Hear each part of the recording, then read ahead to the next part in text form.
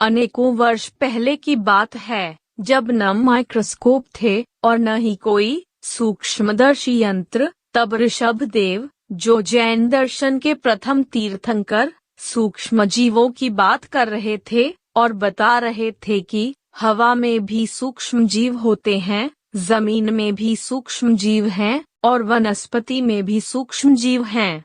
वर्धमान महावीर ने उसी विचार को 24वें तीर्थंकर के रूप में पुनः स्थापित किया और यह स्पष्ट किया कि हमें दूसरों के जीवन का भी सम्मान करना है।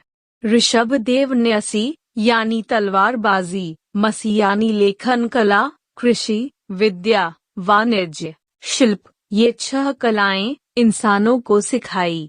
उनसे लेकर 24वें तीर्थंकर महावीर स्वामी तक सब तीर्थंकरों ने प्राणी मात्र के कल्याण की कामना करने की सलाह दी और जीवन को किस प्रकार जिया जाए ये सिखाने का प्रयास किया।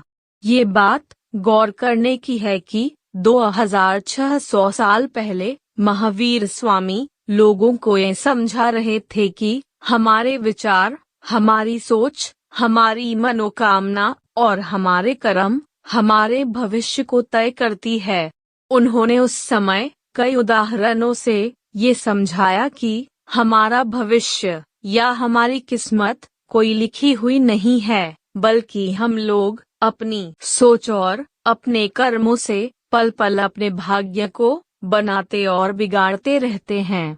एक राजा ने किसी ऋषि के अगले जन्म के बारे में पूछा तो महावीर ने कहा कि 2 मिनट पहले मौत होती तो 7वें नरक में जाता, लेकिन अभी मौत हो तो स्वर्ग में जाएगा।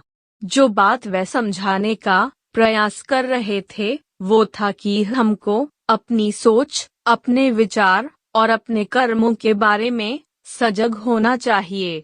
महावीर स्वामी प्रार्थना या पूजा में विश्वास नहीं करते थे। उनके अनुयायी उनकी पूजा करते थे और उनसे प्रार्थना करते थे, क्योंकि ऐसा माना जाता है कि वह पाप रहित, सर्वज्ञ थे और 24 तीर्थंकरों यानी मनुष्यों के उद्धारकर्ता में से अंतिम के रूप में अवतरित हुए थे। 80 ईसा पूर्व तक जैन 2 अलग अलग संप्रदायों में विभाजित हो गए थे। वे श्वेतांबर जो श्वेत वस्त्रधारी और दिगंबर जो आसमान वस्त्रधारी थे। श्वेतांबर मुख्य रूप से उत्तरी भारत में केंद्रित हैं और नग्नता के संबंध में महावीर की व्याख्याओं में अधिक उदार हैं। वे अपने भिक्षुओं को सफेद वस्त्र पहनने की अनुमति देते हैं। महिलाओं को भी उनके धर्म और मठों में इस संभावना को स्वीकार करने की अनुमति है कि उन्हें मोक्ष मिल सकता है। दिगंबर जैन मुख्यतः दक्षिणी भारत में हैं। वे पुराने आदर्शों का पालन करते हैं और अपने भिक्षुओं को नग्न अवस्था में घूमने को कहते हैं। वे महावीर स्वामी के जीवन के कुछ पहलुओं पर श्वेतांबर जैनियों से भी असहमत हैं। दिगंबरों का मानना है कि महिलाओं को तब तक मुक्ति का कोई मौका नहीं मिलता जब तक कि वे पुरुष के रूप में पुनर्जन्म न ले लें।